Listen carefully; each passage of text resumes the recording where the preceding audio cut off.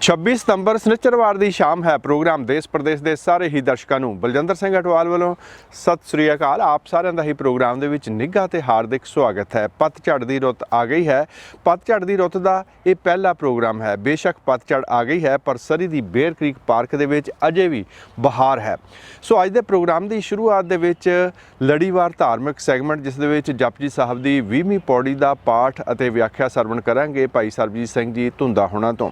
पंजाब की लुट खसुट ਅਤੇ ਜਿਹੜੀਆਂ ਸਮੱਸਿਆਵਾਂ ਹਨ ਉਹਨਾਂ ਦੇ ਬਾਰੇ ਜਾਗਰੂਕਤਾ ਪੈਦਾ ਕਰਨ ਵਾਲਾ ਇੱਕ ਗੀਤ ਵੀ ਅੱਜ ਦੇ ਪ੍ਰੋਗਰਾਮ ਦੇ ਵਿੱਚ ਸ਼ਾਮਲ ਰਹੇਗਾ। ਰਿਸ਼ੀ ਨਾਗਰ ਹੋਣਾ ਦਾ ਲੜੀਵਾਰ ਸੈਗਮੈਂਟ ਜਿਹੜਾ ਸ਼ੁਰੂ ਕੀਤਾ ਹੈ ਹਿਸਟਰੀ ਆਫ ਕੈਨੇਡਾ, ਉਸ ਦੀ ਦੂਸਰੀ ਕਿਸ਼ਤ ਪੇਸ਼ ਕੀਤੀ ਜਾਵੇਗੀ। ਹਰਜਿੰਦਰ ਸਿੰਘ ਥਿੰਦ ਹੋਣਾ ਦੇ ਇੰਟਰਵਿਊ ਸੈਗਮੈਂਟ ਦੇ ਵਿੱਚ ਪ੍ਰਿੰਸੀਪਲ ਕਸ਼ਮੀਰਾ ਸਿੰਘ ਜੀ ਦੇ ਨਾਲ ਖਾਸ ਗੱਲਬਾਤ ਹੋਵੇਗੀ और परिवारक झगड़ियां के कारण ਅਤੇ ਉਹਨਾਂ ਦਾ ਕੀ हल हो सकता है इस संबंधी बड़मुली जानकारी लैके हाज़र होणगे।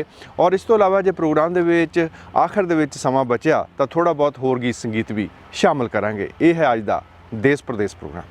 ਭਰੀਐ ਹੱਥ ਪੈਰ ਤਨ ਦੇ ਪਾਣੀ ਧੋਤੈ ਉਤਰ ਸਖੇ ਮੂਤ ਪਲੀਤੀ ਕੱਪੜ ਹੋਏ ਦੇ ਸਾਬੂਨ ਲਈਐ ਉਹ ਧੋਏ ਭਰੀਐ ਮਤ ਪਾਪਾਂ ਕੈ ਸੰਗ ਉਹ ਧੋਪੈ ਨਾਵੈ ਕੈ ਰੰਗ ਪੁੰਨੀ ਪਾਪੀ ਆਖਣ ਨਾਹੇ ਕਰ ਕਰ ਕਰਨਾ ਲਿਖ ਲੈ ਜਾਹੁ ਆਪੇ ਬੀਜ ਆਪੇ ਹੀ ਖਾਹੁ ਨਾਨਕ ਹੁਕਮੀ ਆਵੋ ਜਾ। ਵਾਹਿਗੁਰੂ ਜੀ ਕਾ ਖਾਲਸਾ ਵਾਹਿਗੁਰੂ ਜੀ ਕੀ ਫਤਿਹ। तो पातशाह जी ने इत्थे 20 नंबर पौड़ी में जो विचार बख्शिश की है ये जिंदगी का एक अटल नेम है कि जिद्दां दे जीव कर्म करता है उदां दे कर्म उसनूं भोगने पैंदे हन। गल यह है कि जो कर्मां की आम गल की जाती है तो साडे दिमाग 'च एकदम ख्याल ऐसा आता है भाई इत्थे चंगे कर्म कर तू अपना अग्गा सवार ला, इदां दी परिभाषा आम समाज में दी जाती है।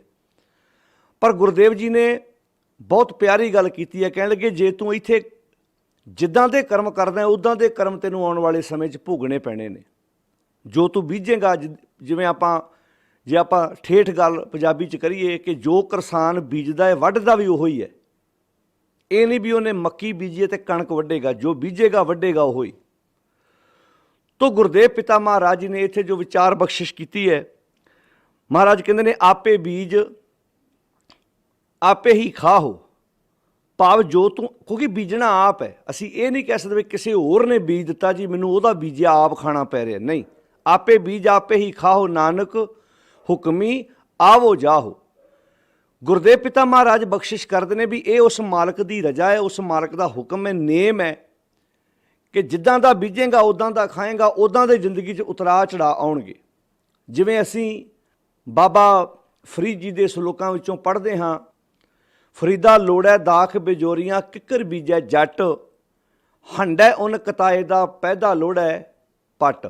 बीज किकरा रहा है तो उम्मीद अंगूरां दियां ला के बैठा है, हंडा उन कताएं दा सारी जिंदगी कपाह कतदा रहा है तो पहनण की उम्मीद रेशम ला के बैठा भी मैं रेशम अपने तन ते पाउणा है।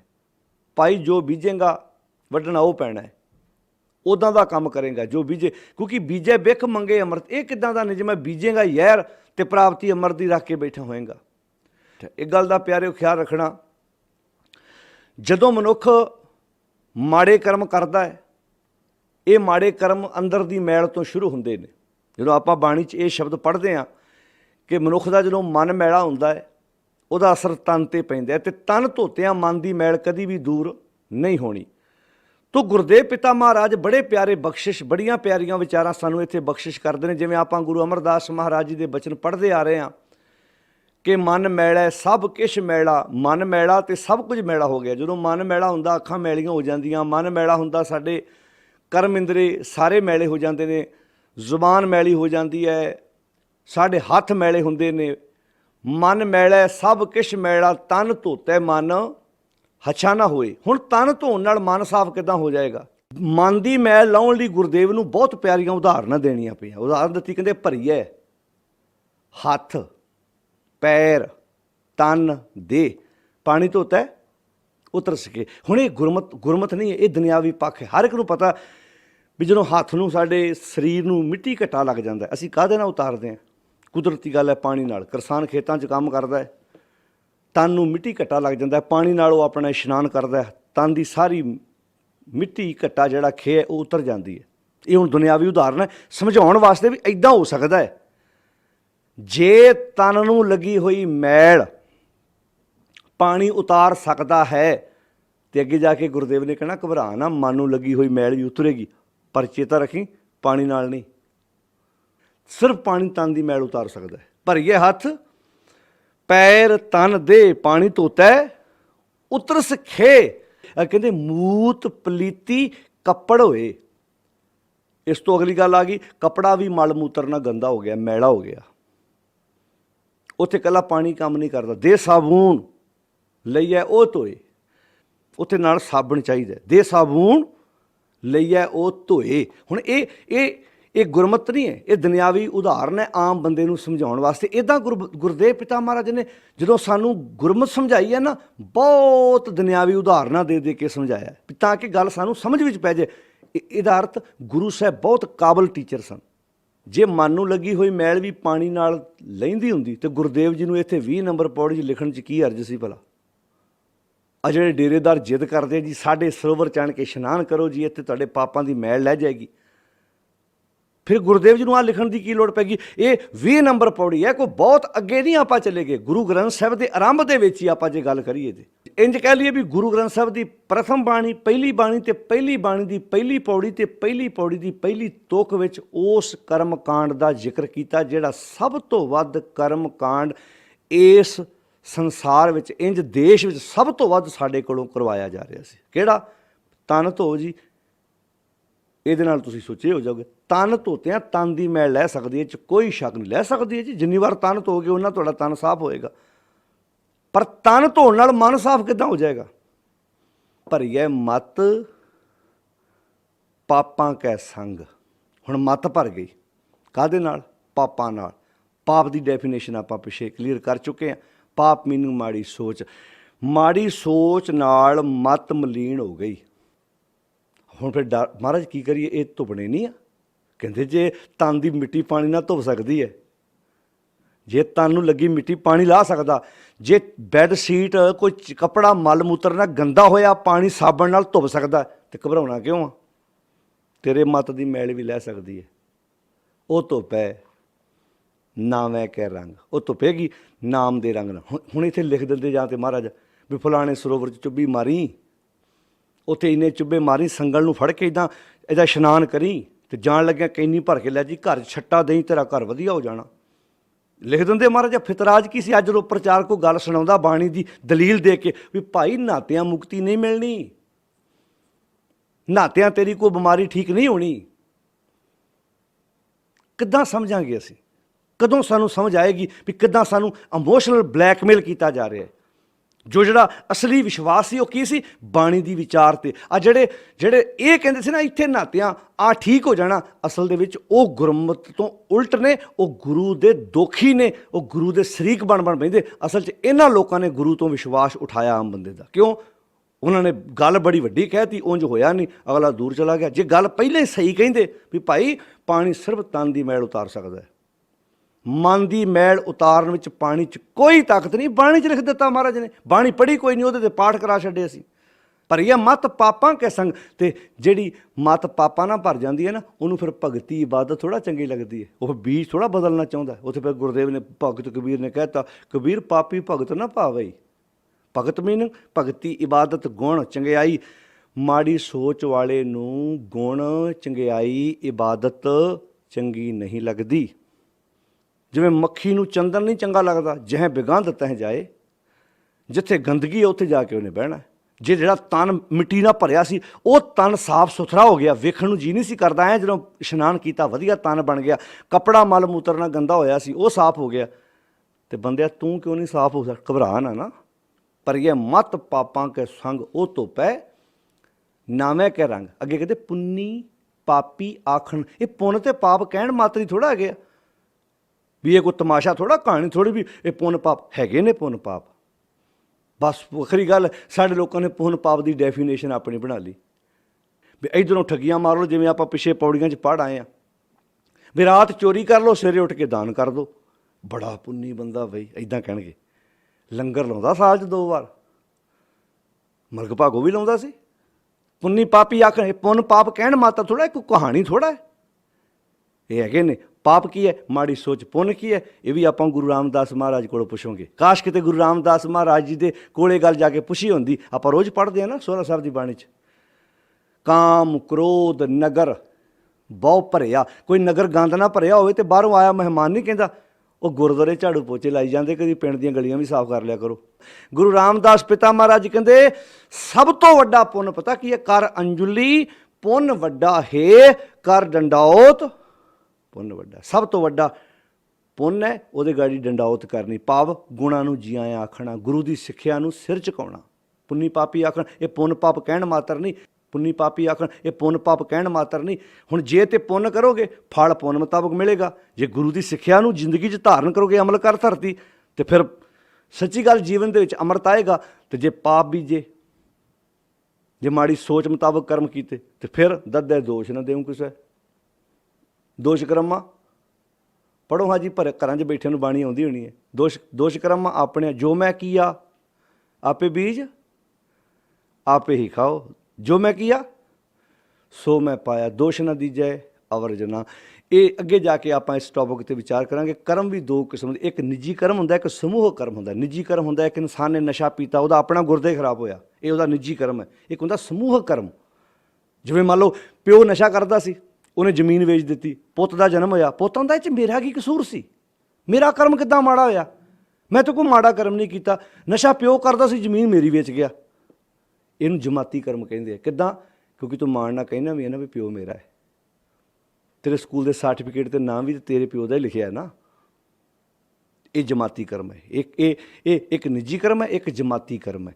ਅਸੀਂ 2 ਕਿਸਮ ਦੇ ਕਰਮ ਦੇ ਵਿੱਚ ਘਿਰੇ ਹੋਏ ਹਾਂ, ਪਰ ਆਪਣੇ ਕਰਮ ਬਦਲਣ ਦੀ ਕੋਸ਼ਿਸ਼ ਕਰੀਏ। ਆਪਣੀ ਸੋਚ, ਕਰਮ, ਸੋਚ ਬਦਲੇਗੀ, ਕਰਮ ਬਦਲਣਗੇ।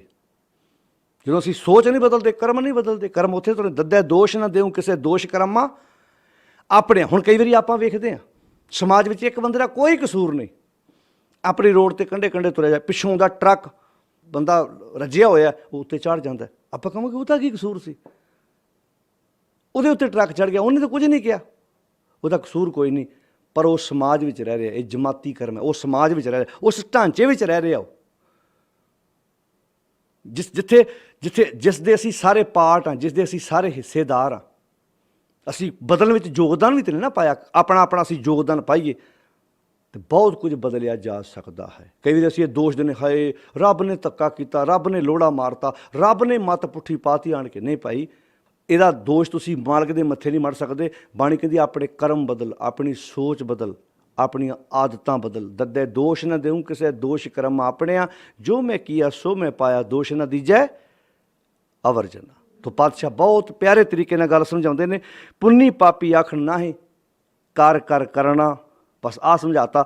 ਪੁੰਨ ਕਰੇਗਾ ਤੇ ਪੁੰਨ ਮੁਤਾਬਕ ਨਤੀਜਾ ਆਏਗਾ, ਪਾਪ ਕਰੇਗਾ ਤੇ ਪਾਪ ਮੁਤਾਬਕ ਨਤੀਜਾ ਆਏਗਾ। ਕਰ ਕਰਨਾ ਲਿਖ ਲੈ, ਜਾਓ ਕਿੱਥੇ ਲੈ ਜਾਓ, ਲਿਖ ਲੈ ਆਪਣੇ ਅੰਦਰ। ਇਹ ਹੁਣ ਤੂੰ ਪੁੰਨ ਲਿਖਣਾ ਤੇਰੀ ਮਰਜ਼ੀ, ਪਾਪ ਲਿਖਣਾ ਤੇਰੀ ਮਰਜ਼ੀ, ਉਹਦੇ ਮੁਤਾਬਕ ਕਰਮ ਹੋਣੇ ਨੇ।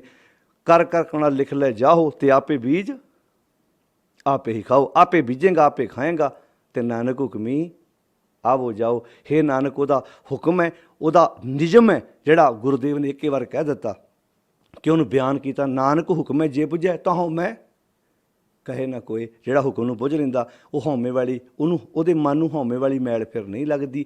ਗੁਰਦੇਵ ਜੀ ਨੇ ਬਹੁਤ ਪਿਆਰੇ ਸ਼ਬਦਾਂ ਨਾਲ ਇਹ 20 ਨੰਬਰ ਪੌੜੀ ਵੀ ਜੋ ਸਾਨੂੰ ਵਿਚਾਰ ਬਖਸ਼ਿਸ਼ ਕੀਤੀ ਹੈ ਸਾਧ ਸੰਗਤ ਜੀ, ਕਿ ਕਿੱਦਾਂ ਪਾਣੀ ਤਨ ਦੀ ਮੈਲ ਲਾ ਸਕਦਾ, ਜਿਵੇਂ ਪਾਣੀ ਸਾਬਣ ਦੇ ਨਾਲ ਅਸੀਂ ਕੱਪੜੇ ਨੂੰ ਸਾਫ਼ ਸੁਥਰਾ ਕਰ ਸਕਦੇ ਹਾਂ, ਅਤੇ ਘਬਰਾਈਏ ਨਾ, ਸਾਡੇ ਮਤ ਨੂੰ ਲੱਗੀ ਹੋਈ ਪਾਪਾਂ ਦੀ ਮੈਲ ਵੀ ਲੈ ਸਕਦੀ ਹੈ। ਉਹ ਧੋਪੇ ਨਾਮ ਕੀ ਹੈ? ਸੱਚ ਨਾਲ ਜਦੋਂ ਪਿਆਰ ਕਰਾਂਗੇ, ਸੱਚਾਈ ਜੀਵਨ 'ਚ ਆਏਗੀ, ਅਤੇ ਫਿਰ ਸਾਡੀ ਜ਼ਿੰਦਗੀ 'ਚੋਂ ਮਾੜੇ ਖਿਆਲਾਂ ਦੀ ਮੈਲ ਜਿਹੜੀ ਆਪਣੇ ਆਪ ਉਤਰਨੀ ਸ਼ੁਰੂ ਹੋ ਜਾਏਗੀ।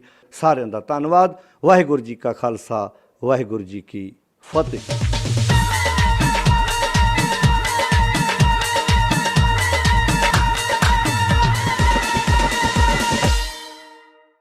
ਜੱਟਾ ਜਾਗ ਓਏ ਹੁਣ ਜਾਗੋ ਆਈਆ, ਜਾਂ ਫਿਰ ਪਗੜੀ ਸੰਭਾਲ ਜੱਟਾ, ਪਗੜੀ ਸੰਭਾਲ ਓਏ, ਵੈਰੀਆਂ ਨੇ ਲੁੱਟ ਲਿਆ ਅੱਜ ਤੇਰਾ ਮਾਲ ਓਏ। ਬਹੁਤ ਦਹਾਕਿਆਂ ਤੋਂ ਜਿਹੜੇ ਕਿਸਾਨ ਦੇ ਹੱਕਾਂ ਦੇ ਨਾਲ ਲੁੱਟ ਖਸੁੱਟ ਹੁੰਦੀ ਰਹੀ ਹੈ ਅਤੇ ਇਹੋ ਜਿਹੀਆਂ ਆਵਾਜ਼ਾਂ ਸਮੇਂ-ਸਮੇਂ 'ਤੇ ਉੱਠਦੀਆਂ ਰਹੀਆਂ ਹਨ। ਅਤੇ ਹੁਣ ਇੱਕ ਵਾਰੀ ਫਿਰ ਜਿਹੜੀ ਕਿਸਾਨ ਮਾਰੂ ਨੀਤੀਆਂ ਦਾ ਕਾਨੂੰਨ ਇੰਡੀਆ ਦੀ ਸਰਕਾਰ ਵੱਲੋਂ ਬਣਾਇਆ ਗਿਆ ਹੈ, ਉਸ ਦੇ ਖਿਲਾਫ ਬੇਸ਼ੱਕ ਬਹੁਤ ਪਾਸਿਆਂ ਤੋਂ ਆਵਾਜ਼ਾਂ ਉੱਠ ਰਹੀਆਂ ਹਨ, ਪਰ ਪੰਜਾਬ ਤਾਂ ਹੈ ਹੀ ਖੇਤੀ ਪ੍ਰਧਾਨ ਸੂਬਾ। ਪੰਜਾਬ ਦੇ ਕਿਸਾਨ ਅਤੇ ਵੱਖ-ਵੱਖ ਜਥੇਬੰਦੀਆਂ, ਇੱਕ ਬਹੁਤ ਵਧੀਆ ਗੱਲ ਹੋਈ ਹੈ ਕਿ ਇੱਕ ਪਲੇਟਫਾਰਮ 'ਤੇ ਇਕੱਠੇ ਹੋ ਗਏ ਹਨ, ਏਕਾ ਹੋ ਗਿਆ ਹੈ, ਔਰ ਏਕੇ ਦੇ ਵਿੱਚ ਬੜੀ ਤਾਕਤ ਹੁੰਦੀ ਹੈ। ਸੋ ਅੱਜ ਪੰਜਾਬ ਦਾ ਨੌਜਵਾਨ, ਪੰਜਾਬ ਦੇ ਬਜ਼ੁਰਗ ਔਰ ਹਰ ਜਿਹੜੇ ਕਿਸਮ ਦੀਆਂ ਜਥੇਬੰਦੀਆਂ ਹਨ, ਉਹ ਇਸ ਸਹਿਯੋਗ ਦੇ ਵਿੱਚ ਅੱਗੇ ਆ ਗਈਆਂ ਹਨ ਕਿ ਇਹ ਬਿਲਕੁਲ ਬੇਇਨਸਾਫੀ ਹੈ, ਧੱਕਾ ਹੈ। ਪੰਜਾਬ ਦੀ ਜੇ ਗੱਲ ਕਰੀਏ ਤਾਂ ਪੰਜਾਬ ਦੇ ਨਾਲ ਤਾਂ ਪਹਿਲਾਂ ਤੋਂ ਹੀ ਧੱਕਾ ਹੁੰਦਾ ਆਇਆ ਹੈ। ਪੰਜਾਬ ਦੀ ਜਿਹੜੀ ਆ ਬੋਲੀ, ਇਸ ਨੂੰ ਬੜਾ ਨੁਕਸਾਨ ਪਹੁੰਚਾਇਆ ਜਾ ਰਿਹਾ ਹੈ। ਪੰਜਾਬ ਦਾ ਸੱਭਿਆਚਾਰ, ਪੰਜਾਬ ਦਾ ਪਾਣੀ ਖਰਾਬ ਹੋ ਗਿਆ ਹੈ। ਪੰਜਾਬ ਦੀ ਜਵਾਨੀ ਜਿਹੜੀ ਹੈ ਉਹ ਨਸ਼ਿਆਂ ਦੇ ਵਿੱਚ ਗੁਲਤਾਨ, ਅਤੇ ਜਿਹੜਾ ਅੰਨਦਾਤਾ ਹੈ, ਕਿਸਾਨ, ਜਿਹੜਾ ਸਾਰੇ ਮੁਲਕ ਨੂੰ ਅੰਨ ਪ੍ਰਦਾਨ ਕਰਦਾ ਹੈ, ਆਪ ਭੁੱਖਾ ਮਰ ਰਿਹਾ ਹੈ, ਫਾਹੇ ਲੈ ਰਿਹਾ ਹੈ। ਅਤੇ ਜੇ ਪੰਜਾਬੀਆਂ ਨੂੰ ਹੁਣ ਵੀ ਸੁਰਤ ਨਾ ਆਉਂਦੀ, ਆ ਰਹੀ ਹੈ, ਬਹੁਤ ਚੰਗੀ ਗੱਲ ਹੈ। ਇਹੋ ਜਿਹੇ ਮੌਕੇ 'ਤੇ ਫਿਰ ਨਹੀਂ ਬੋਲਣਾ ਤਾਂ ਕਦੋਂ ਬੋਲਣਾ ਹੈ? ਨਹੀਂ ਜਾਗਣਾ ਤਾਂ ਫਿਰ ਕਦੋਂ ਜਾਗਣਾ ਹੈ? ਅੱਖ ਖੋਲ੍ਹਣੀ ਨਹੀਂ ਹੈ ਤਾਂ ਕਦੋਂ ਖੋਲ੍ਹਣੀ?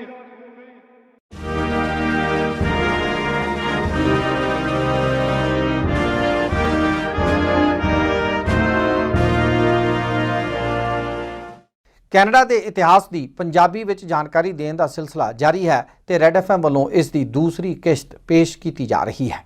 ਤੇ ਜੇ ਇਸ ਦਾ ਪਹਿਲਾ ਹਿੱਸਾ ਤੁਸੀਂ ਨਹੀਂ ਦੇਖਿਆ ਹੈ ਤਾਂ YouTube ਦੇ ਰੈੱਡ FM ਕੈਨੇਡਾ ਪੇਜ ਤੇ ਜਾ ਕੇ ਤੁਸੀਂ ਇਸ ਦਾ ਪਿਛਲਾ ਹਿੱਸਾ ਵੀ ਦੇਖ ਸਕਦੇ ਹੋ।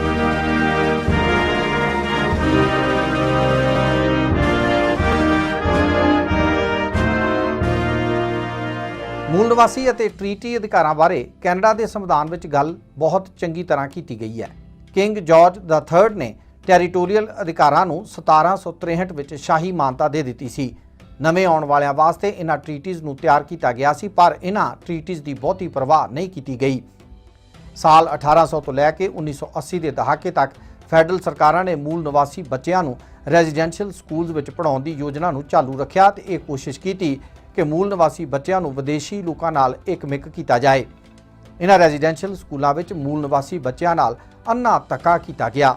ਮੂਲ ਨਿਵਾਸੀ ਜ਼ੁਬਾਨਾਂ ਤੇ ਭਾਸ਼ਾਵਾਂ ਲਗਭਗ ਪਾਬੰਦੀ ਹੇਠ ਲੈ ਆਂਦੀਆਂ ਗਈਆਂ।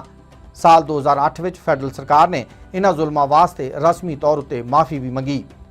Mr. Speaker, I stand before you today to offer an apology to former students of Indian residential schools. The treatment of children in Indian residential schools is a sad chapter in our history.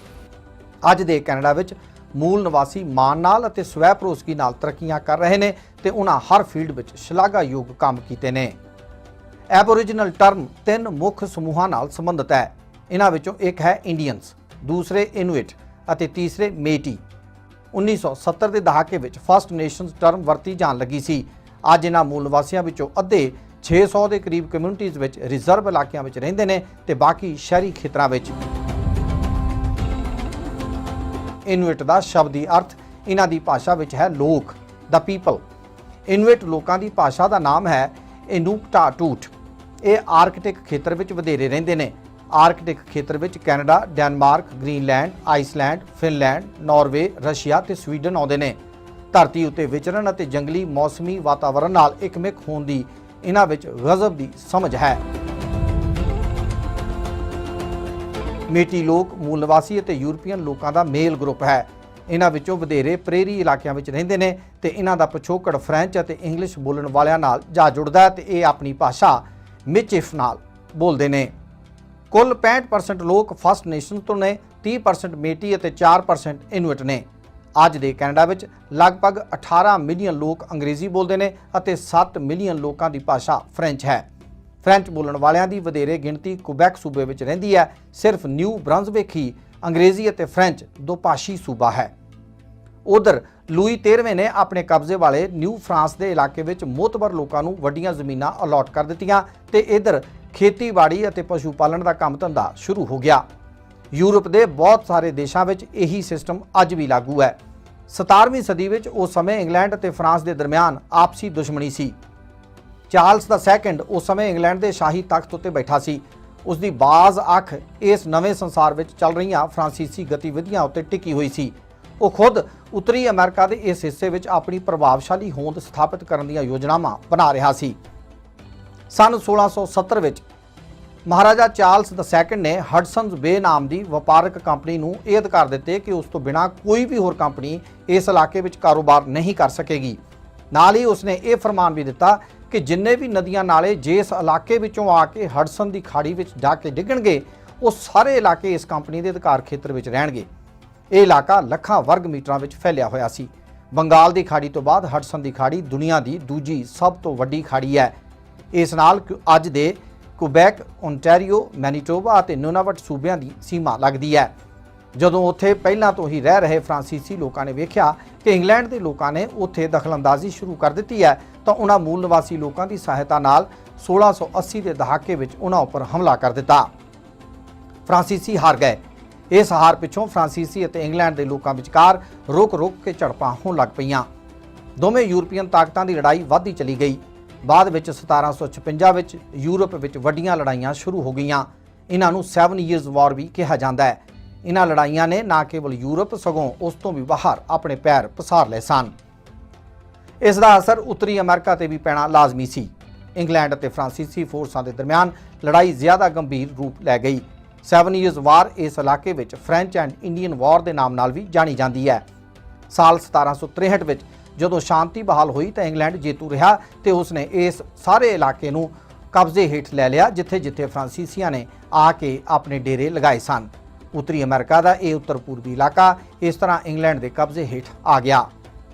France ਮੂਲ ਦੇ ਲੋਕ ਹੁਣ ਬਰਤਾਨਵੀ ਨਾਗਰਿਕ ਬਣ ਗਏ। ਸਾਲ 1763 ਦੀ Paris ਦੀ ਸੰਧੀ ਦੇ ਤਹਿਤ ਅਜਿਹਾ ਕੀਤਾ ਗਿਆ। ਪ੍ਰੋਵਿੰਸ ਆਫ ਕਿਊਬੈਕ ਦੇ ਨਾਮ ਹੇਠ ਬਰਤਾਨੀਆ ਦੀ ਇਸ ਕੈਨੇਡੀਅਨ ਕਲੋਨੀ ਦਾ ਵਿਸਥਾਰ ਕੀਤਾ ਗਿਆ। ਇੰਗਲੈਂਡ ਦੇ ਸ਼ਾਸਕਾਂ ਨੇ ਕਦੀ ਵੀ ਅਜਿਹੀ ਕੋਈ ਕੋਸ਼ਿਸ਼ ਨਹੀਂ ਕੀਤੀ ਜਿੱਥੋਂ ਇਹ ਲੱਗੇ ਕਿ ਉਹਨਾਂ ਨੇ ਫਰਾਂਸੀਸੀ ਰੀਤੀ ਰਿਵਾਜਾਂ ਨੂੰ ਬਦਲਣ ਬਾਰੇ ਸੋਚਿਆ ਹੋਵੇ। ਇਹ ਇਲਾਕਾ ਲੰਬਾ ਸਮਾਂ ਫਰਾਂਸ ਦੇ ਕਬਜ਼ੇ ਹੇਠ ਰਿਹਾ ਹੋਣ ਕਰਕੇ ਇੱਥੇ ਫਰਾਂਸ ਦਾ ਕਲਚਰ ਆ ਚੁੱਕਿਆ ਸੀ, ਪਰ ਇੰਗਲੈਂਡ ਵੱਲੋਂ ਇਸ ਨੂੰ ਬਦਲਣ ਦੀ ਕੋਈ ਯੋਜਨਾ ਨਹੀਂ ਬਣਾਈ ਗਈ ਸੀ। ਸਾਲ 1774 ਵਿੱਚ 22 ਜੂਨ ਨੂੰ ਕੁਬੈਕ ਐਕਟ ਨੂੰ ਸ਼ਾਹੀ ਪ੍ਰਵਾਨਗੀ ਦਿੱਤੀ ਗਈ ਤੇ 1 ਮਈ 1775 ਨੂੰ ਇਸ ਕਾਨੂੰਨ ਨੂੰ ਲਾਗੂ ਕੀਤੇ ਜਾਣ ਪਿੱਛੋਂ ਬਰਤਾਨੀਆ ਨੇ ਉੱਤਰੀ ਅਮਰੀਕਾ ਵਿੱਚ ਰੋਮਨ ਕੈਥੋਲਿਕ ਚਰਚ ਨੂੰ ਮਾਨਤਾ ਦੇ ਦਿੱਤੀ। ਇਸੇ ਧਰਮ ਨੂੰ ਫਰਾਂਸ ਮੂਲ ਦੇ ਬਹੁਤੇ ਲੋਕ ਵੀ ਮੰਨਦੇ ਸਨ। ਇਸ ਦੇ ਨਾਲ ਹੀ ਫ੍ਰੈਂਚ ਸਿਵਲ ਲਾਅ ਵੀ ਲਾਗੂ ਕਰ ਦਿੱਤਾ ਗਿਆ। ਇਹਨਾਂ ਦੋਹਾਂ ਕਦਮਾਂ ਦੇ ਪਿੱਛੇ ਅੰਗਰੇਜ਼ ਸ਼ਾਸਕਾਂ ਦਾ ਵਿਚਾਰ ਸੀ ਕਿ ਇਸ ਨਾਲ ਇਸ ਖਿੱਤੇ ਵਿੱਚ ਸ਼ਾਂਤੀ ਬਣੀ ਰਹੇਗੀ ਤੇ ਫ੍ਰੈਂਚ ਮੂਲ ਦੇ ਲੋਕ ਅੰਗਰੇਜ਼ੀ ਸ਼ਾਸਨ ਨਾਲ ਨਾਰਾਜ਼ ਨਹੀਂ ਰਹਿਣਗੇ। ਇਸ ਤਰ੍ਹਾਂ ਉੱਥੇ ਅੰਗਰੇਜ਼ੀ ਸ਼ਾਸਨ ਹੇਠ ਫਰਾਂਸੀਸੀ ਕਦਰਾਂ ਕੀਮਤਾਂ ਪ੍ਰਫੁੱਲਤ ਹੋਣ ਲੱਗ ਪਈਆਂ ਤੇ ਇਹ ਸਿਲਸਿਲਾ ਅੱਜ ਵੀ ਜਾਰੀ ਹੈ। ਕਦੀ-ਕਦੀ ਫਰਾਂਸੀਸੀ ਕਦਰਾਂ ਕੀਮਤਾਂ ਨੂੰ ਲੈ ਕੇ ਬਰਤਾਨਵੀ ਅਤੇ ਫ੍ਰੈਂਚ ਮੂਲ ਦੇ ਲੋਕਾਂ ਵਿਚਕਾਰ ਝੜਪਾਂ ਹੋ ਜਾਂਦੀਆਂ ਸਨ। ਵਿਚਾਰਾਂ ਦਾ ਇਹ ਮਤਭੇਦ ਅੱਜ ਦੇ ਦੌਰ ਵਿੱਚ ਵੀ ਜਾਰੀ ਹੈ। ਬਹੁਤੇ ਕੈਨੇਡੀਅਨ ਇਹੀ ਮੰਨਦੇ ਨੇ ਕਿ ਉਹਨਾਂ ਦਾ ਪਿਛੋਕੜ ਬਰਤਾਨਵੀ ਹੀ ਹੈ। ਬਾਕੀ ਅਗਲੀ ਕਿਸ਼ਤ ਵਿੱਚ। ਰੈਡ FM ਕੈਨੇਡਾ ਲਈ ਮੈਂ ਰਿਸ਼ੀ ਨਾਗਰ।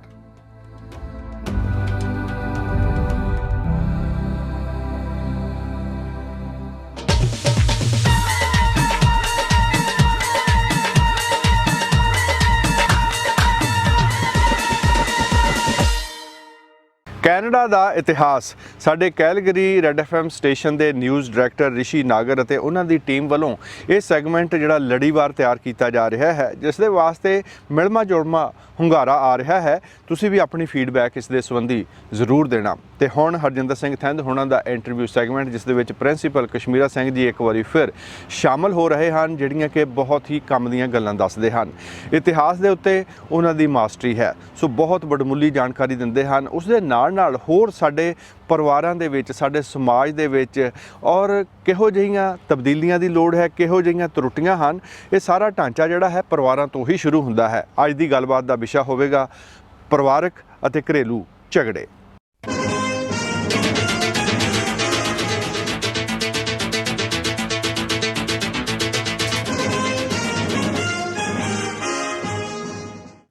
ਇਸ ਗੱਲਬਾਤ ਦੇ ਵਿੱਚ ਦਿਲਚਸਪ ਤਾਂ ਹੋਣੀ ਆ, ਲੇਕਿਨ ਬਹੁਤ ਕੰਮ ਦੀਆਂ ਗੱਲਾਂ ਵੀ ਹੋਣਗੀਆਂ ਜਿਹੜੀਆਂ ਕਿ ਪਰਿਵਾਰਕ ਜ਼ਿੰਦਗੀ ਲਈ ਕਾਫੀ ਲਾਹੇਵੰਦ ਸਾਬਤ ਹੋ ਸਕਦੀਆਂ ਨੇ। ਪਰ ਸਾਹਿਬ ਜੀ ਆਇਆਂ ਨੂੰ ਤੁਹਾਡਾ ਬਹੁਤ ਬਹੁਤ ਸਵਾਗਤ ਹੈ, ਵੈਲਕਮ। Sir thank you.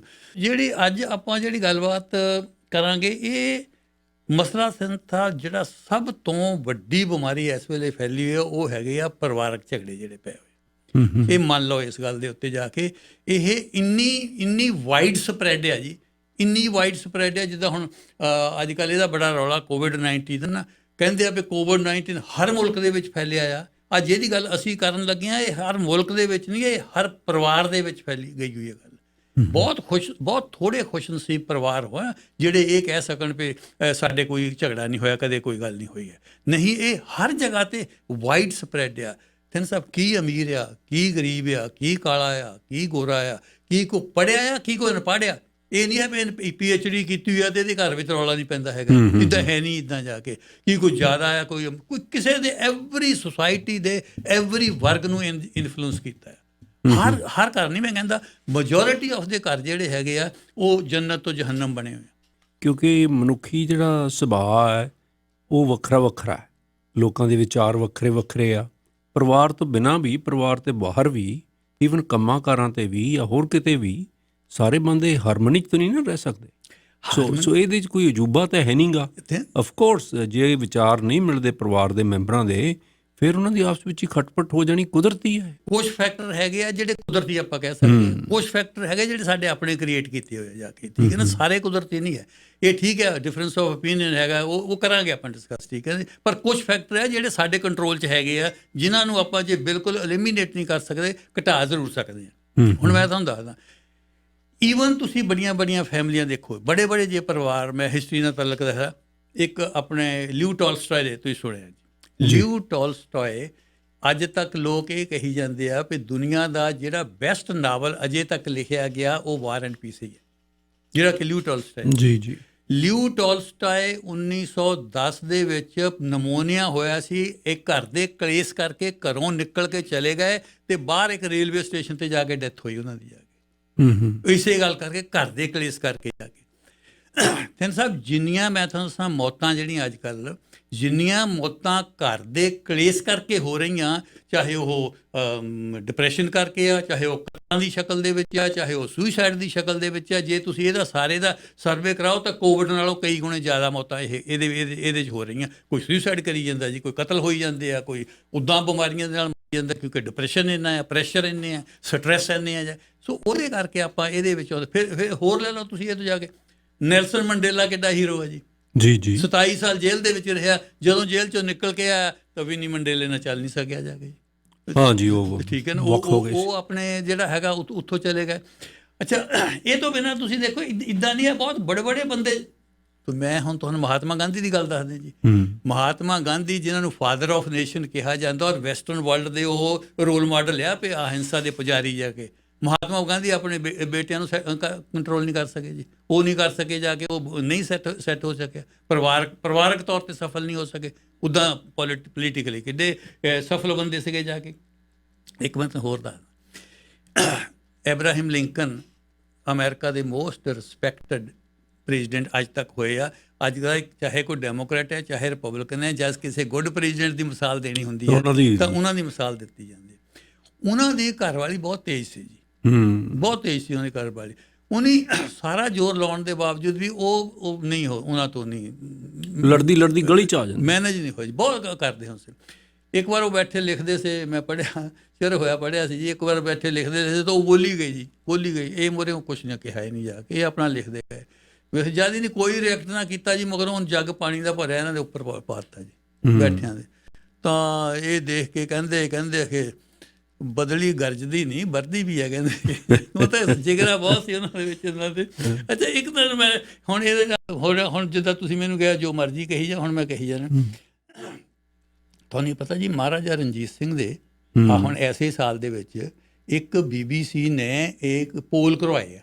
ਅੱਛਾ, BBC ਨੇ ਇੱਕ ਪੋਲ ਕਰਵਾਇਆ ਜਾ ਕੇ, ਉਸ ਪੋਲ ਦੇ ਐਸੇ ਸਾਲ ਦੀ ਸ਼ੁਰੂ ਦੀ ਗੱਲ ਆ ਮੈਂ, ਉਸ ਉਹਨਾਂ ਦੇ ਵਰਲਡ ਹਿਸਟਰੀ ਮੈਗਜ਼ੀਨ ਦੇ ਰਾਹੀਂ, ਅੱਛਾ ਜੀ, ਉਹਦੇ ਵਿੱਚ ਦੁਨੀਆ ਦੇ ਵਿੱਚ ਜਿਹੜਾ ਆਲ ਟਾਈਮ ਗ੍ਰੇਟੈਸਟ ਰੂਲਰ ਹੋਇਆ ਉਹ ਮਹਾਰਾਜਾ ਰਣਜੀਤ ਸਿੰਘ ਆਇਆ। ਕਿਆ ਬਾਤ ਹੈ। All time greatest ruler Maharaja Ranjit Singh ਆਏ ਆ। ਤੇ ਉਹਨੇ ਕਿਹਾ ਉਹਦੇ ਕਰਕੇ ਸੈਕੂਲਰਿਜ਼ਮ ਕਰਕੇ ਜੀ, ਇਨਸਾਫ ਕਰਕੇ, ਗੁੱਡ ਐਡਮਿਨਿਸਟ੍ਰੇਸ਼ਨ ਕਰਕੇ, ਕਿਸੇ ਨਾਲ ਜ਼ਿਆਦਤੀ ਨਾ ਕਰਕੇ, ਇਹ ਬੜੇ ਫੈਕਟਰ ਉਹਨੇ ਲਿਖੇ ਆ ਵੀ ਸਾਰੀ ਦੁਨੀਆ ਦੇ ਵਿੱਚੋਂ ਨੰਬਰ 1। ਔਰ ਮੈਂ ਤੁਹਾਨੂੰ ਦੱਸਾਂ ਨੰਬਰ 2 ਦਾ ਕੋਈ ਅਫਰੀਕਨ ਹੈ, ਨੰਬਰ 3 ਦੇ ਉੱਤੇ ਵਿੰਸਟਨ ਚਰਚਲ ਹੈ ਜੀ, ਨੰਬਰ 4 ਦੇ ਵਿੱਚ ਇਬਰਾਹਿਮ ਲਿੰਕਨ ਆ, ਨੰਬਰ 1 ਤੇ ਮਹਾਰਾਜਾ ਰਣਜੀਤ ਸਿੰਘ ਹੈ। ਕਿਆ ਬਾਤ ਹੈ। ਇਹ ਆ ਉਹਨਾਂ ਦੀ ਮੈਂ ਗੱਲ ਦੱਸਣ ਲੱਗਾ ਤੁਹਾਨੂੰ। 1838 ਦੇ ਵਿੱਚ ਆਕਲੈਂਡ ਇੰਡੀਆ ਦੇ ਗਵਰਨਰ ਜਨਰਲ ਸੀਗੇ। ਆਕਲੈਂਡ ਦੇ ਨਾਲ ਉਹਨਾਂ ਦੀ ਮੀਟਿੰਗ ਹੋਈ। ਅੱਛਾ ਜੀ। ਉਹਨਾਂ ਦੀ ਮੀਟਿੰਗ ਇਹ ਉੱਥੇ ਗਏ ਤੇ ਆਕਲੈਂਡ ਵੀ ਪੰਜਾਬ ਵਿੱਚ ਆਏ ਜਾ ਕੇ, ਤੇ ਉਹਨਾਂ ਦੀ ਮੀਟਿੰਗ ਹੋਈ। ਤੇ ਆਕਲੈਂਡ ਉਸ ਵੇਲੇ ਮਹਾਰਾਜੇ ਦੀ ਫਿਜ਼ੀਕਲ ਹਾਲਤ ਬਹੁਤ ਹੀ ਚੰਗੀ ਨਹੀਂ ਸੀ, ਪਰ ਮੈਂਟਲੀ ਅਲਰਟ ਸੀ ਉਸ ਵੇਲੇ, ਮੈਂਟਲੀ ਠੀਕ ਸੀਗੇ। ਅੰਗਰੇਜ਼ਾਂ ਨੇ ਉਸ ਵੇਲੇ ਤਾਂ ਮੀਟਿੰਗ ਹੋਈ ਸੀ, ਉਹਨੇ ਸ਼ਾਹ ਸ਼ਜਾਹ ਨੂੰ ਬਿਠਾ ਲੈਣਾ ਸੀ ਕਾਬਲ ਦੇ ਰਾਜ ਦੇ ਵਿੱਚ, ਤੇ ਮਹਾਰਾਜ ਦੀ ਉਹਨਾਂ ਨੂੰ ਮਦਦ ਚਾਹੀਦੀ ਸੀ। ਉਹ ਮੀਟਿੰਗ ਹੋਈ।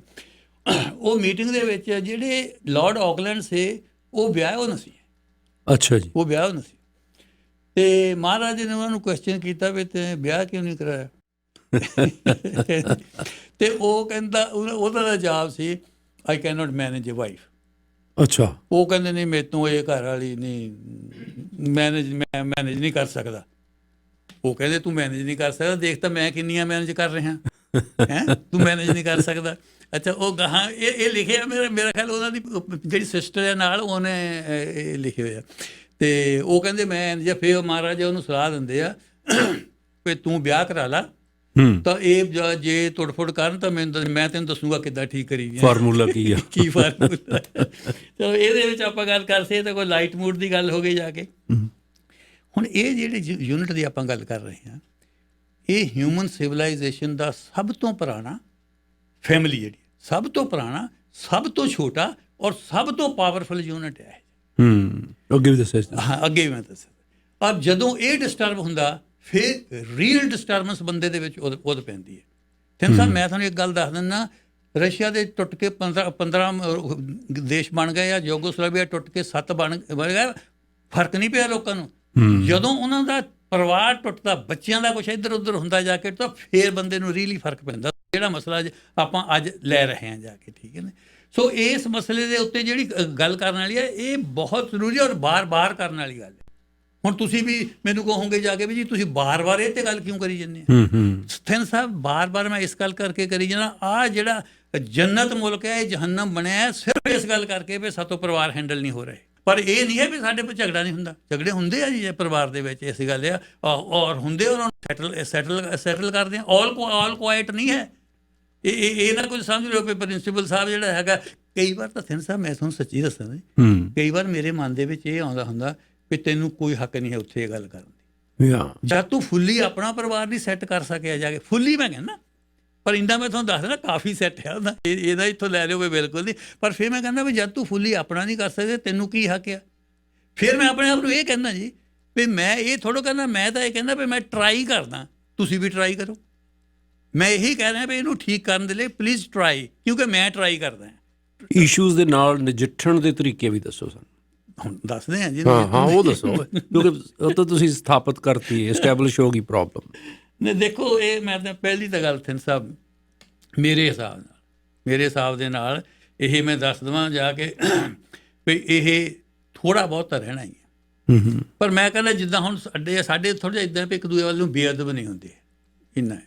ਹੁਣ ਪਹਿਲਾਂ ਮੇਰੇ ਲਈ ਜ਼ਰੂਰੀ ਬਹੁਤ ਜੜਿਆ ਵੀ ਪਰਿਵਾਰ ਦੇ ਮੈਂਬਰਾਂ ਦੇ ਸ਼ੌਕਰ ਬਹੁਤ ਤਕੜੇ ਹੋਣੇ ਚਾਹੀਦੇ। ਇਹ ਜਿਹੜਾ ਸ਼ੌਕ ਅਬਜ਼ੋਰਬਰ ਹੈ ਨਾ, ਜਿਸ ਵੇਲੇ ਕੋਈ ਬੰਦਾ ਕੋਈ ਗੱਲ ਕਹਿੰਦਾ, ਪੇਸ਼ੈਂਸ ਤੁਹਾਡੇ 'ਚ, ਸੁਣਨ ਸ਼ਕਤੀ ਜਿਹੜੀ ਔਰ ਸਹਿਣ ਸ਼ਕਤੀ ਜਿਹੜੀ ਹੈ, ਇਹਨੂੰ ਥੋੜ੍ਹਾ ਜਿਹਾ ਵਧਾਉਣਾ ਚਾਹੀਦਾ। ਅੱਛਾ ਜੀ। ਔਰ ਇਹਨੂੰ ਜ਼ੋਰ ਲਾ ਕੇ ਵਧਾਉਣਾ ਚਾਹੀਦਾ, ਸੋਚ ਕੇ ਵਧਾਉਣਾ ਚਾਹੀਦਾ। ਇਹ ਆਪਣੇ ਆਪ ਨਹੀਂ ਵਧਣੀ ਹੈ, ਬੰਦੇ ਨੂੰ ਜਿਹੜਾ ਹੈਗਾ ਆਪਣੇ ਆਪ 'ਤੇ ਕੰਟਰੋਲ ਕਰਨਾ ਪੈਂਦਾ। ਕਰਨਾ ਪੈਂਦਾ ਵੀ ਜਾਂ ਇਹ ਸਮਝ ਲੈਣਾ ਚਾਹੀਦਾ ਵੀ ਚਲੋ ਹੁਣ ਇਹ ਜਿਹੜਾ ਬੰਦਾ ਗੱਲ ਕਹਿੰਦਾ ਇਹਨੂੰ ਨਹੀਂ ਸਮਝ ਆਈ ਨਹੀਂ, ਇਹ ਉਹਦੇ ਤੇ ਖਿਜਣ ਦੀ ਬਜਾਏ ਇਹ ਸਮਝੋ ਵੀ ਇਹਨੂੰ ਸਮਝ ਹੀ ਨਹੀਂ ਕਿ ਜੀ ਸ਼ੌਕਰ ਜਿਹੜੇ ਆ ਉਹ ਬਹੁਤ ਤਕੜੇ, ਬਹੁਤ ਜ਼ਰੂਰੀ ਹੋਣੇ ਚਾਹੀਦੇ ਆ। ਔਰ ਭਾਸ਼ਾ ਜਿਹੜੀ ਆ, ਭਾਸ਼ਾ ਮੇਰੇ ਖਿਆਲ ਦੇ ਵਿੱਚ ਬਹੁਤ ਨਰਮ ਚਾਹੀਦੀ ਹੈ। ਬੋਲ ਚਾਲ ਜਿਹੜੀ ਹੈ, ਜੇ ਤੁਸੀਂ ਕੋਈ ਸਖਤ ਗੱਲ ਵੀ ਕਹਿਣੀ ਆ ਤਾਂ ਉਹ ਬੋਲ ਚਾਲ ਜਿਹੜੀ ਆ ਨਰਮ, ਜਾਂ ਬੋਲ ਚਾਲ ਪ੍ਰੋਬਲਮ ਕਰਦੀ ਆ ਬਹੁਤ ਜ਼ਿਆਦਾ ਜਾ ਕੇ। ਉਨੀ ਉਹ ਗੱਲ ਨਹੀਂ ਖਰਾਬ ਹੁੰਦੀ ਜਿੰਨੀ ਜਿੱਦਾਂ ਤੁਸੀਂ ਕਹਿੰਦੇ ਆ ਉਹਦੇ ਨਾਲ ਖਰਾਬ ਬਣਦੀ ਹੈ ਜਾ ਕੇ। ਕਿਸੇ ਨੂੰ ਤੁਸੀਂ ਕੋਈ ਗੱਲ ਉਹ ਕਹਿਣੀ ਹੈ ਜਿਹੜੀ ਉਹਦੇ ਵਿਰੁੱਧ ਵੀ ਜੇ ਤੁਸੀਂ ਨਰਮ ਸ਼ਬਦਾਂ ਦੇ ਵਿੱਚ ਕਹੋਗੇ ਤਾਂ ਉਹਦਾ ਉਹ ਸਹਿ ਹੋ ਜਾਣੀ ਹੈ ਔਰ ਉਹ ਚੱਲ ਵੀ ਜਾਣੀ ਹੈ। ਗੱਲ ਤਾਂ ਭਾਵਨਾਵਾਂ ਦੀ ਆ। ਦੇਖੋ ਜਿਹੜੇ ਅੰਦਰ ਜਜ਼ਬੇ ਆ ਉਹਦੇ ਮੁਤਾਬਕ ਸ਼ਬਦ ਉਤਰਦੇ ਆ। ਜੇ ਅੰਦਰ ਜਜ਼ਬੇ ਜਿਹੜੇ ਆ ਉਹ ਰਫ ਰੂਡ ਗੁੱਸਾ, ਅੰਦਰ ਜਜ਼ਬਾ ਜਿਹੜਾ ਗੁੱਸੇ ਦਾ, ਉਹ ਨਰਮ ਸ਼ਬਦ ਨਹੀਂ ਫਿਰ ਆਉਂਦੇ। ਫਿਰ ਉਸ ਸ਼ਬਦਾਂ ਨੂੰ ਰਿਪਰੈਜ਼ੈਂਟ ਕਰਦੇ ਤੁਹਾਡੇ ਫੀਲਿੰਗਸ ਨੂੰ। ਇਹ ਨਹੀਂ ਕਿ ਤੁਸੀਂ ਅੰਦਰੋਂ ਖੁਸ਼ ਹੋ ਤੇ ਬਾਹਰੋਂ ਤੁਸੀਂ ਜਲੀਆਂ ਸੜੀਆਂ ਗੱਲਾਂ ਕਰੋਗੇ, ਜਾਂ ਅੰਦਰੋਂ ਤੁਸੀਂ ਬਹੁਤ ਨਾਰਾਜ਼ ਹੋ, ਫਰਸਟ੍ਰੇਟਡ ਹੋ, ਕਿਸੇ ਦੇ ਬਿਹੇਵੀਅਰ ਤੋਂ ਤੰਗ ਹੋ ਤੇ ਮਿੱਠਾ ਬੋਲੀ ਜਾਓਗੇ। ਇਹ ਡਰਾਮੇ ਬਹੁਤ ਘੱਟ ਚੱਲਦੇ ਆ। ਸਭ ਇਹ ਡਰਾਮੇ ਨਹੀਂ ਹੈ, ਡਰਾਮੇ। ਮੇਰੀ ਗੱਲ ਸੁਣੋ, ਦੇਖੋ ਆਦਮੀ ਤਾਂ ਪਸ਼ੂ ਦਾ ਕੀ ਫਰਕ ਹੈ? ਦੇਖ ਮੈਨੂੰ ਕਹਿ ਲੈਣ ਬਹੁਤ ਫਰਕ ਹੈ। ਅਸੀਂ ਬੋਲੀ ਬੋਲਦੇ ਹਾਂ ਨਾ, ਨਹੀਂ ਹੈ ਜਜ਼ਬੇ ਰੱਖਦੇ ਹਾਂ। ਪਸ਼ੂ ਜਾਂ ਕਿਸੇ ਜਜ਼ਬੇ ਦੇ ਅਧੀਨ ਆਉਂਦਾ ਜਾ ਕੇ ਗੁੱਸਾ ਆਉਂਦਾ ਸਿੱਧੀ ਟੱਕਰ ਮਾਰਦਾ। ਆਦਮੀ ਜਿਹੜਾ ਹੈ ਇਹਨੂੰ ਅਕਲ ਮਿਲੀ ਹੋਈ ਹੈ ਵੀ ਜਾ ਕੇ ਸਿੱਧੀ ਟੱਕਰ ਨਾ ਮਾਰ, ਸੋਚ ਕੇ ਗੱਲ ਕੱਢ, ਅੰਦਰੋਂ ਜਿਹੜੀ ਗੱਲ ਕੱਢਣ ਲੱਗਾ ਹੈ ਇਹ ਨਹੀਂ ਹੈ ਵੀ ਜੋ ਤੇਰੇ ਅੰਦਰ ਹੈਗਾ ਉਹੀ ਕੱਢ ਦੇ।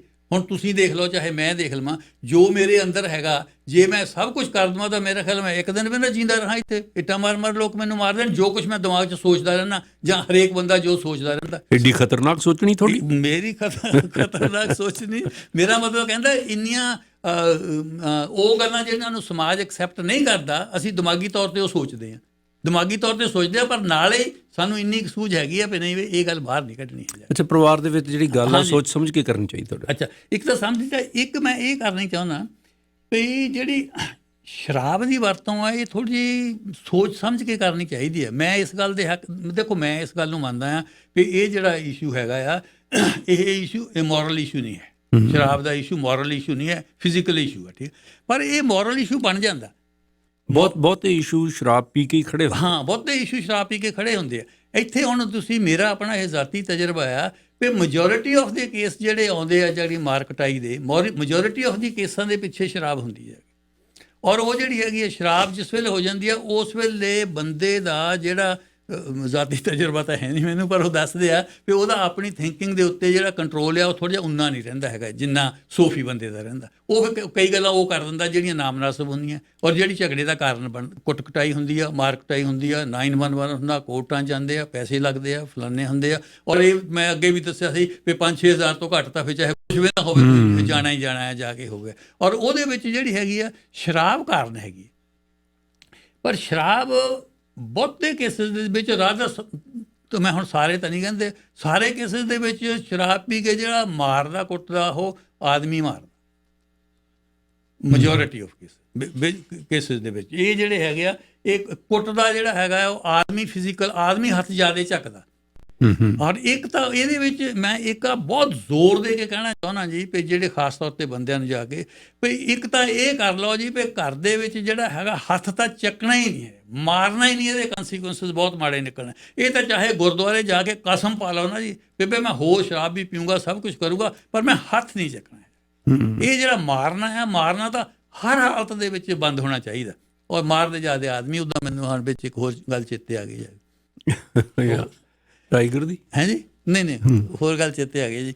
ਅੱਛਾ, ਸਾਡੇ ਪਿੰਡ ਬਹੁਤ ਪੁਰਾਣੀ ਗੱਲ ਸੀ, ਮੈਂ ਛੋਟਾ ਜਿਹਾ ਸੀਗਾ ਜੀ, ਤਾਂ ਉਹ ਕਾਨੂੰਗੋਰ ਰਿਟਾਇਰ ਸੀ ਬੰਦਾ। ਕਾਨੂੰਗੋਰ ਰਿਟਾਇਰ ਸੀ ਤੇ ਉਹ ਸਲਵਾਰ ਕਮੀਜ਼ ਪਾਉਂਦੇ ਸੀ ਜਾ ਕੇ। ਅੱਛਾ, ਪਹਿਲਾਂ ਸੀਗੇ ਪਹਿਲਾਂ ਸਲਵਾਰ ਕਮੀਜ਼, ਚੱਪਲ ਤੇ ਸਲਵਾਰ ਕਮੀਜ਼, ਤੇ ਉਹ ਉਰਦੂ ਬੋਲਦੇ ਸੀ। ਤੇ ਉਹਨਾਂ ਦਾ ਜਿਹੜਾ ਬੇਟਾ ਸੀ ਉਹਦੀ ਡੈਥ ਹੋ ਚੁੱਕੀ ਸੀ। ਅੱਛਾ, ਨੌਂ ਹੀ ਸੀ ਘਰ ਦੇ ਵਿੱਚ। ਨੌਂ ਜਿਹੜੀ ਸੀਗੀ ਉਹ ਤਕੜੀ ਸੀ, ਬਹੁਤ ਕਾਫੀ ਤਕੜੀ ਸੀ। ਤੇ ਉਹ ਤਕੜੀ ਹੋਈ, ਮੈਨੂੰ ਆਈ ਵਿਵਿਡਲੀ ਰਿਮੈਂਬਰ, ਮੈਂ ਛੋਟਾ ਜਿਹਾ ਸੀਗਾ ਜੀ।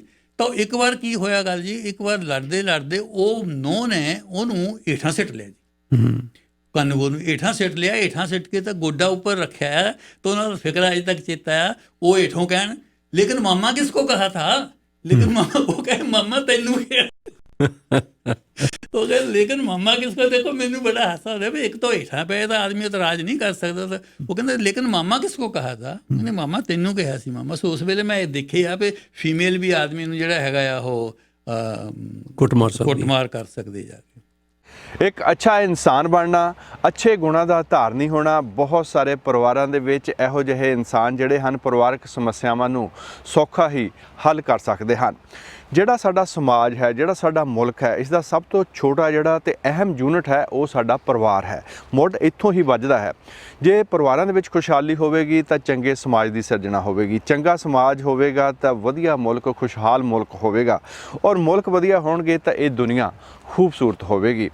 ਅੱਜ ਦਾ ਇਨਸਾਨ ਜਿਹੜਾ ਹੈ ਇੰਨੀਆਂ ਜਿਹੜੀਆਂ ਆਪਣੀਆਂ ਗਲ ਪਾਈਆਂ ਹੋਈਆਂ ਸਮੱਸਿਆਵਾਂ ਹਨ ਉਹਨਾਂ ਦਾ ਆਪ ਜ਼ਿੰਮੇਵਾਰ ਹੈ।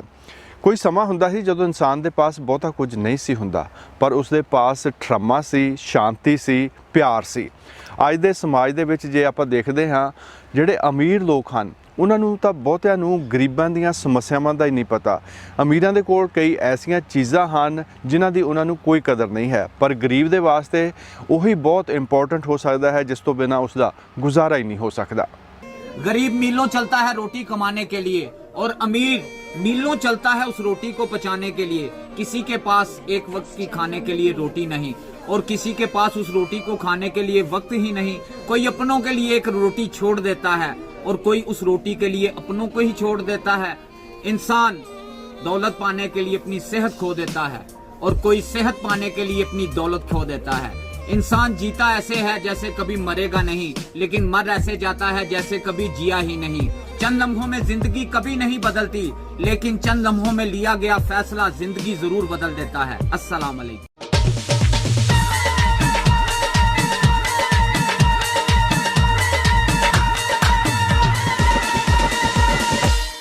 ਜਦੋਂ ਆਪਾਂ ਇਹ ਕਹਿੰਦੇ ਹਾਂ ਕਿ ਦੁਨੀਆ ਮਤਲਬੀ ਹੋ ਗਈ ਹੈ, ਪੈਸੇ ਦੀ ਦੁਨੀਆ ਹੈ, ਅੱਜ ਕਿਸੇ ਨੂੰ ਕਿਸੇ ਦਾ ਦਰਦ ਨਹੀਂ ਹੈ, ਐਸੀ ਗੱਲ ਨਹੀਂ ਹੈ। ਦੁਨੀਆ ਭਲੇ ਲੋਕਾਂ ਦੇ ਸਿਰ ਤੇ ਹੀ ਖੜੀ ਹੈ। ਅੱਜ ਵੀ ਭਲੇ ਲੋਕਾਂ ਦੀ ਕਮੀ ਨਹੀਂ ਹੈ।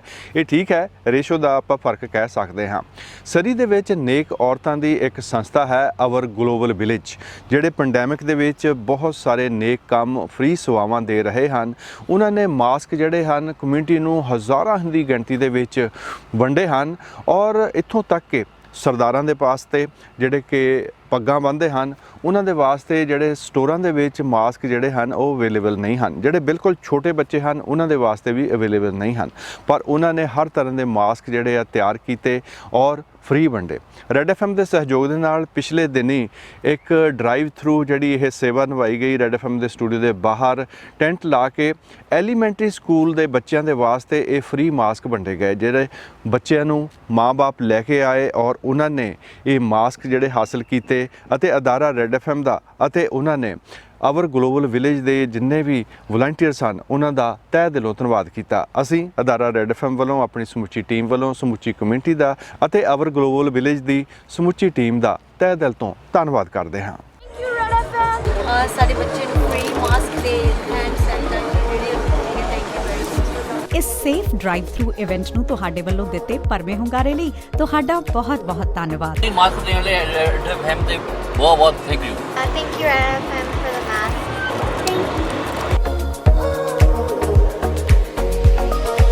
I like listening to Red FM's Punjabi songs. And we also got free packets. Red FM for the community by the community। ਸਮਾਂ ਸਮਾਪਤੀ ਦੇ ਨਜ਼ਦੀਕ ਹੈ। ਅੱਜ ਦੇ ਪ੍ਰੋਗਰਾਮ ਦੇ ਵਿੱਚ ਗੀਤ ਸੰਗੀਤ ਦੀ ਕਾਫੀ ਕਮੀ ਰਹੀ ਹੈ। ਕਾਫੀ ਵੈਸੇ ਗੀਤ ਰਿਲੀਜ਼ ਹੋਏ ਹਨ, ਨਵੀਆਂ ਮਿਊਜ਼ਿਕ ਵੀਡੀਓਜ਼ ਰਿਲੀਜ਼ ਹੋਈਆਂ ਹਨ। ਦੇਬੀ ਮਖਸੂਸਪੁਰੀ ਹੋਣਾ ਦਾ ਦੇਬੀ ਲਾਈਵ 7 ਵੀ ਰਿਲੀਜ਼ ਹੋ ਚੁੱਕਾ ਹੈ। ਅੱਜ ਦੇ ਪ੍ਰੋਗਰਾਮ ਦਾ ਸਮਾਂ ਸਮਾਪਤੀ ਦੇ ਨਜ਼ਦੀਕ ਹੈ। ਉਮੀਦ ਕਰਦਾ ਹਾਂ ਅੱਜ ਦਾ ਪ੍ਰੋਗਰਾਮ, ਅੱਜ ਦੀ ਸਾਡੀ ਕੋਸ਼ਿਸ਼ ਵੀ ਤੁਹਾਨੂੰ ਪਸੰਦ ਆਈ ਹੋਵੇਗੀ। ਅਗਲੇ ਹਫਤੇ ਦੇ ਪ੍ਰੋਗਰਾਮ ਦੇ ਵਿੱਚ ਸਾਡੇ ਲੜੀਵਾਰ ਸੈਗਮੈਂਟ ਵੀ ਚਾਲੂ ਰਹਿਣਗੇ, ਜਿਸ ਦੇ ਵਿੱਚ ਗੁਰਬਾਣੀ ਦਾ ਸੈਗਮੈਂਟ, ਉਸ ਤੋਂ ਇਲਾਵਾ ਕੈਨੇਡਾ ਦਾ ਇਤਿਹਾਸ, ਇਸ ਦੀ ਅਗਲੀ ਕਿਸ਼ਤ ਪੇਸ਼ ਕੀਤੀ ਜਾਵੇਗੀ ਅਤੇ ਪ੍ਰਿੰਸੀਪਲ ਕਸ਼ਮੀਰਾ ਸਿੰਘ ਜੀ ਦੇ ਨਾਲ ਚੱਲ ਰਹੀ ਗੱਲਬਾਤ ਦਾ ਵੀ ਬਾਕੀ ਦਾ ਹਿੱਸਾ ਪੇਸ਼ ਕੀਤਾ ਜਾਵੇਗਾ। ਕੋਸ਼ਿਸ਼ ਕਰਾਂਗੇ ਅਗਲੇ ਹਫਤੇ ਦੇ ਪ੍ਰੋਗਰਾਮ ਦੇ ਵਿੱਚ ਤੁਹਾਡੇ ਮਨੋਰੰਜਨ ਦੇ ਵਾਸਤੇ ਹੋਰ ਸੈਗਮੈਂਟਸ ਅਤੇ ਗੀਤ ਸੰਗੀਤ ਵੀ ਸ਼ਾਮਲ ਕੀਤਾ ਜਾਵੇ। ਬਲਜਿੰਦਰ ਸਿੰਘ ਅਟਵਾਲ ਨੂੰ ਅੱਜ ਦਾ ਪ੍ਰੋਗਰਾਮ ਖਤਮ ਕਰਨ ਦੀ ਇੱਥੇ ਹੀ ਇਜਾਜ਼ਤ ਦਿਓ। ਅਗਲੇ ਹਫਤੇ ਤੱਕ ਸਤਿ ਸ੍ਰੀ ਅਕਾਲ। अमृत ढकी होई झट ले जाती। ओए मेला वेखण आई दम दा पता नहीं,